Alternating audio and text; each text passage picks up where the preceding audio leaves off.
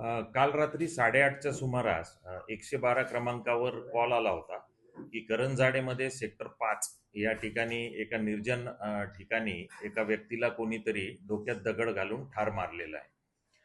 असा कॉल प्राप्त झाल्यानंतर पनवेल शहर पोलीस स्टेशनचे बीट मार्शल पोलीस हवालदार कारंडे आणि केनी तात्काळ तिथं घटनास्थळी गेले. त्यांना तिथं आढळलं की मृतदेह पडलेला आहे.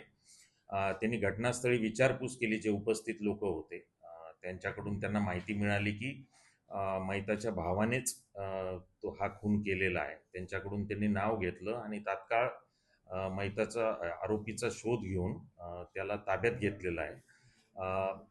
त्या आरोपीकडं विचारपूस केली असता असं निष्पन्न झालं की यातील आरोपी आणि मयत हे सख्खे भाऊ आहेत.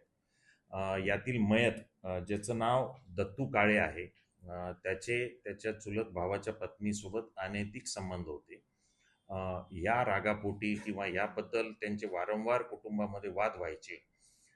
या कारणास्तव त्याचाच भाऊ नागेश काळे यांनी काल संध्याकाळी भावाची डोक्यात दगड घालून हत्या केलेली आहे.